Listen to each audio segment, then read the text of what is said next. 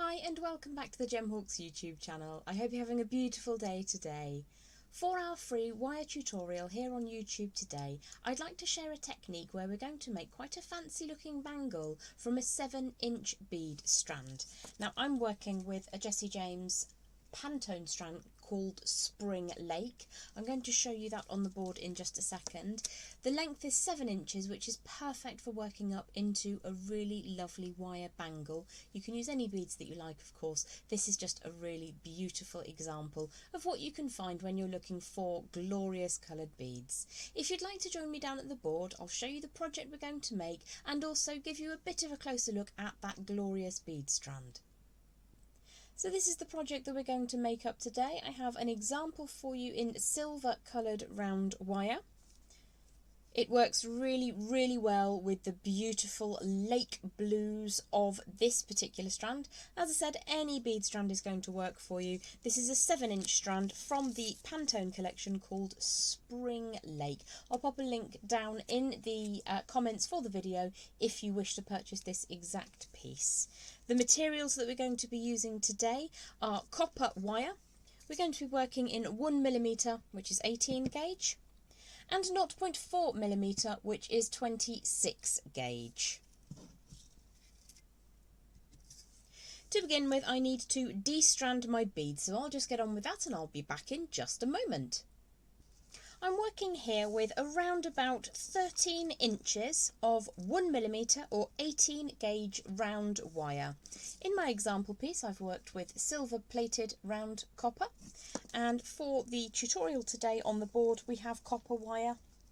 This is raw copper and it is round. Again, that is 18 gauge or 1mm, approximately 13 inches or so. Now you may notice that I've just turned a very simple, very soft loop on both ends of the wire. This is for two reasons. Number one, I don't want you to have to watch me threading all of the beads. They are in exactly the same order as they came off the strand. All I've done is I've popped them onto the wire, and these ceramic beads with the large core are absolutely beautiful, especially. I've just popped these little tiny circles on each end of the wire because it means that the beads are fluid whilst we're working up the central section, the focal section of that bangle. So we're going to put this to one side for the moment, and what we need to grab hold of are some shorter lengths of, again, round raw copper I'm working with. This is 1mm or 18 gauge. These lengths are around about 6 inches each, and I have 2 of them. What I will do before I commence working with them is just make sure that they're lovely and straight. So I'm just going to warm that through. Make sure that there are no kinks or deviations that are going to cause me problems later. We would like this to be straight because we're going to be weaving those two lines together. What you'll find when you're weaving anyway is that those two lines will be drawn closer together. However, we're going to be working off the reel with a finer gauge wire, so it makes sense to give ourselves a fighting chance and have that as smooth and straight as possible to begin with. So I'm just going to put one of those to one side for now. I've freed off a good 12 to 14 inches of wire, but I've left that attached to the spool, and that's just in case I make a mistake and I don't quite measure enough. The first thing that I'm going to do is wrap my finer gauge wire. Probably going to leave about 4 inches off one end, and I'm going to wrap the fine wire 3 times around one of those heavier gauge wires. Now the finer gauge wire again is 0.4mm, which is equivalent to approximately 26 gauge. So I've wrapped 3 times around the single wire. So I'm now going to introduce the second of those two 5 or 6 inch lengths side by side. I'm going to now wrap once around both of those wires. So if I just open out the ends ever so slightly, we'll zoom in and I'll show you how we're going to do a 3 and 1 weave. So what we're going to do now, we've wrapped once around both wires, we're going to wrap 3 times around just the lower wire. You may need to move your spool around dependent on which side you are dominant. So that's 1 around the bottom, 2 around the lower of those 2 wires, and a 3rd wrap. Once you've got that 3rd wrap into position, what I'm going to do is just scooch those up so they're nice and neat and tidy. And we're then going to go for one wrap around both the lower and the upper of those wires. Draw that tail all the way around. Push that so it's nice and upright, and then we're going to wrap 3 times again around the lower of those 2 straight line wires. And the reason that I start by wrapping around a single wire is it means that you have an access point. If you start by wrapping around the 2 wires together, what will happen is that they will get too close together and you then won't be able to bring the wire up between the centre of them. So we've done our 3 around the lower of the 2, so we're going to go for 1 around both of them and push that upright wire so it's nice and straight, opposing the line that you're holding with the 2 tram-like wires as they are. So I'm just going to go for one more set of 3 around the lower of those 2 wires. 1, 2 and 3. And I'm just going to push that into position. If every time you have done 3 wraps you scooch all those wires up, and you can use a tool to do that if you prefer, give that a little very gentle touch, what we're going to end up with is a lovely neat piece of weaving. Once you've got as far as you wish to go with the tail on your dominant side, so for me it's on the right hand side, you may be weaving in the opposite direction if it's easier for you. What we're looking for is to have a good 1.5 to 2 inches of weaving at the centre point of those 2 shorter lengths of that 1mm gauge wire. So we're going to fill that in. Once you've got a little way along on the right hand side, for me, what you will end up with is the opportunity to swap that over and continue in the opposite direction. So there's my 3rd wrap completed on the lower of the 2 wires, and then we're going to go for 1 wrap around both of them. Scooch those wires up so that they're nice and taut and tidy. You can open the ends out just a little bit. Warming the wire through before you commence is always a win. So I'm just going to go for 1 and 2 and 3. Scooch those wires up neatly, and then I would continue on until I have filled the central 1.5 to 2 inches with wire. So I'm just going to complete a little bit of that 3 and 1 weaving. You can really do any pattern that you like. I would say choose a pattern where it looks the same on both sides. So even with 2 strands of wire, sometimes your pattern will look different from one side to the other, dependent on how you place the wires. This is a perfect beginner's weave, so please do give it a try, and then when you've got the hang of it, you can obviously take that a little bit further. Let's move on to the next step of the demonstration. So I have completed around about 1.5 to 1.75 inches, almost 2 inches of that 3 and 1 weaving. You can take a moment to make sure that all of your straight lines are nice and neat and straight. Before you move on to the next step, very gently just going to press open and close, and this is not a very hard squeeze, it's a very gentle squeeze. What we're doing is we're just setting those upright bars on that weave so that they're nice and tidy. Let's bring that bead strand down into position. So we've already popped it on the core wire, which was about 13 inches in length. What we're going to do is just assess how large our central focal bead is. Now for me, that 1.5 to 2 inches of weaving is going to be absolutely perfect. You can set the weave to that central bead with the single wires coming up or the triple wires coming up. It really makes no difference at all. And in fact, because on the demonstration piece I set them with the triple weave at the bottom radiating out to the single wrap at the top, I think I'm going to do that in the opposite direction now. So what we're going to do is just hold the piece into position. We're going to assess what kind of space we have available. Will that section of weaving be enough to cover that bead? Yes, it will. So what we're going to do is press down on that central piece of weaving and get that nice and warm. Normally I would be saying just run your thumb and forefinger over those end sections as well, but for the centre you can't really do that, so we're just going to get that nice and warm. The next thing that we're going to do is to start moulding that around from the centre, and I'm holding it above the bead so you can see what kind of curvature it would take with this lovely spring lake strand. And I'm just getting that to form into almost a rainbow effect so that it fits over the face of the bead. that looks pretty neat and tidy. I'm really quite pleased with the size on that one. So what we're going to do now is add a wrapped loop on either end of our bead strand. We've decided that that section of weaving is plentiful, so we've cut off the tails and we're happy to move forwards. What we have at either end, because it's a 7-inch strand and we had a little bit of space on either end, is we're going to just scooch everything along to one side, gently open up that tiny loop that we made. We're being very thrifty with wire today. It's just enough to work with. So I'm just going to open that back out to flat. If you prefer, you can use a bead stopper, but this for me is a really useful way of making things happen quicker. So I'm just going to run my finger and thumb over the end section like so to get that nice and toasty warm.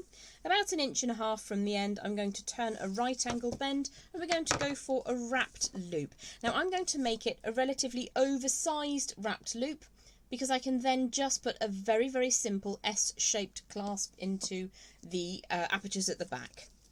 So if I flip this around, you could use your bail makers if you prefer, or a round form.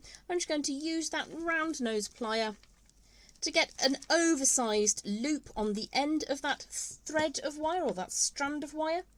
You can obviously take a little bit more time to make that nice and neat and a little bit more circular than mine is. We're going to make that circular form, support the circular form, but don't press down where the wires cross over. And then we're going to take that tail all the way around. You might like to use a two-handed approach for this. It requires 2 flat pairs of pliers.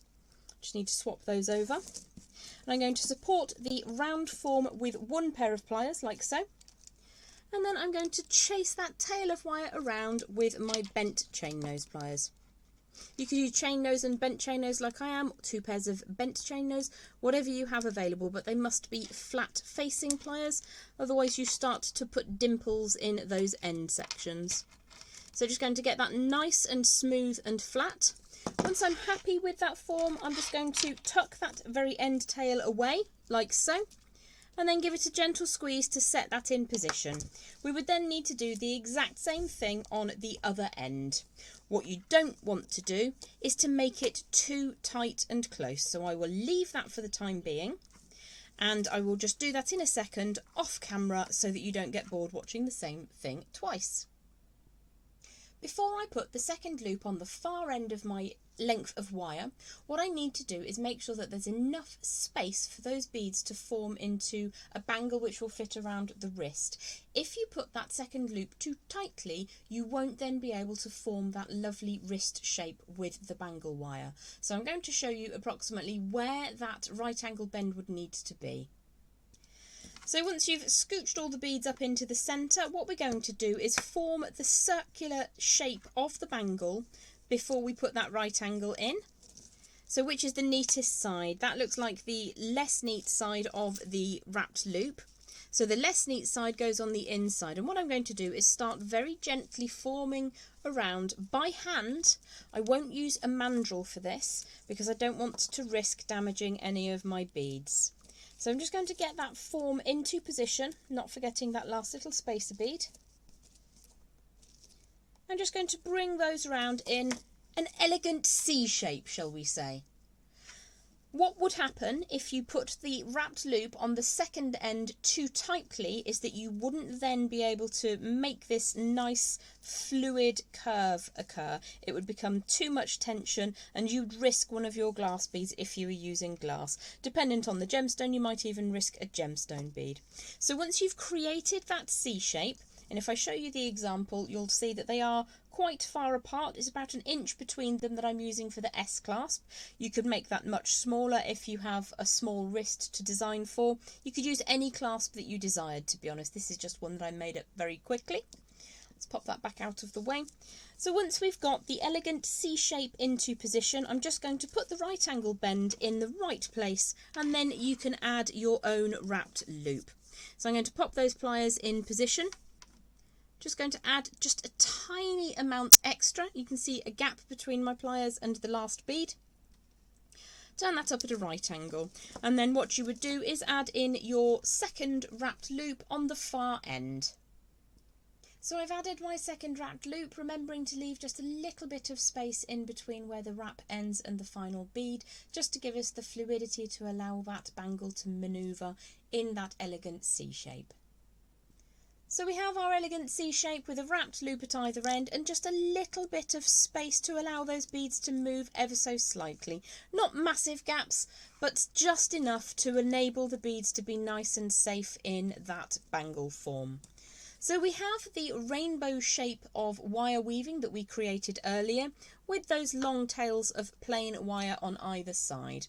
What I would say, if you're using a bead strand different to the one that I have, which was that Jessie James Beads Spring Lake from the Pantone Collection, if you're using something different, remember to set really your most fancy or largest bead at that centre point, because we're going to highlight it now with our lovely little bit of weaving.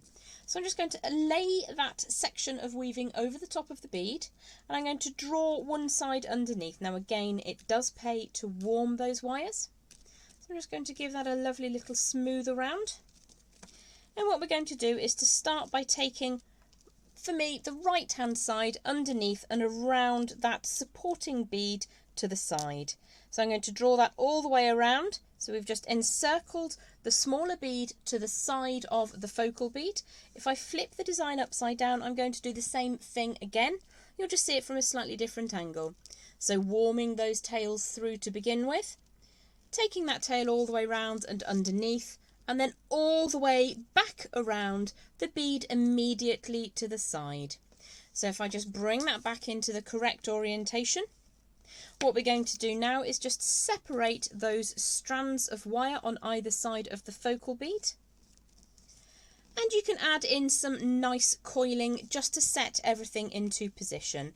I'm just going to give that a bit of a pull to make sure that that's nice and firm, and I'm going to truncate each of these wires so that they're exactly the same length. So I'm going to bring in my flush cutters. I'm going to take it to about 1.25 inches. That was way harder than it ought to have been because I was holding the pliers really weirdly. Let's try that again, but in a more professional manner. There we go. So just making sure that all 4 of those wires are the same length and they have a nice flush end to them.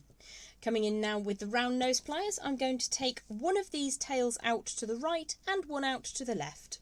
So as you're looking at it, the one that's on the right is going to curl around and up. So if I pop those pliers in like so, and start a coil. Small manoeuvres are best for coiling, so just little by little, take that around. Once you've got the first coil on the go, we can switch to those flat facing pliers and make that sit exactly where you want it to on the design.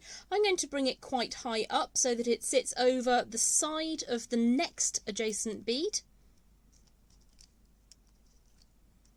like so, and then very, very gently tilt that out just a small amount. The left of those 2 strands of wire that are sitting to the right of the main focal bead, I'm going to curl up towards the right hand side. So again, starting with the round nose pliers, but this time curling towards the centre of the strand. So get that curl going with the round nose pliers. Give it a bit of a squish to flatten it down. And then we're going to continue to bring that up towards the centre. Now the destination for this coil is to go over the woven section as it peeks past that central bead. So draw that up into position, and then very, very carefully and gently you can squish that down. All you'd need to do is repeat on the other side. So on this side, the leftmost one would curl upwards and inwards towards the focal bead. Sorry, that was the rightmost of the 2. It just happens to be on the left. And then the leftmost 2 is going to leftmost strand of wire is going to coil up on this side towards the next adjacent bead. So I'll show you that in a moment when it's completed.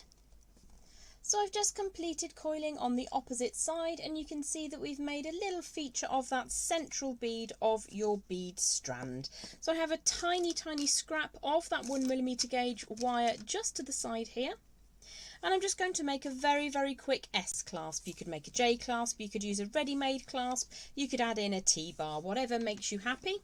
But what we're going to do very quickly is just make a rapid S-clasp. So I'm going to begin at one end and just turn the end over like so. And then flip the design over. This was about 1.5 inches to 2 inches of that 1mm gauge or 18 gauge round wire. I'm working in raw copper. Just going to flip those in opposite directions. So you can see we have a section of wire with small loops going in opposing directions. What I'm going to do next is pop the round nose pliers in and just draw a circle on one end, a circular form rather, and then the exact same thing on the far side so that they meet approximately in the middle. And by the time we have played around with that just a little bit, you've got the world's simplest S-clasp. You can take a little bit more time to make those equal. If you think that you need one is longer on one side than the other, you can just very, very carefully undo that slightly. Use your round nose pliers to reset the central location. And before you pop that into use, you could pop it onto a block and give it a quick hammer. I'm just going to give that a really firm squeeze with any flat facing pliers. These are my bent chain nose. And then once that's all sorted, very, very simply clip that into those 2 wrapped loops that we made. So we have a silver version, we have a copper version. On the silver version, I've oriented the face of the design to sit on the wrist like so it's most visible. On the copper design, I've sat it on its side so that you can see it better on the overhead.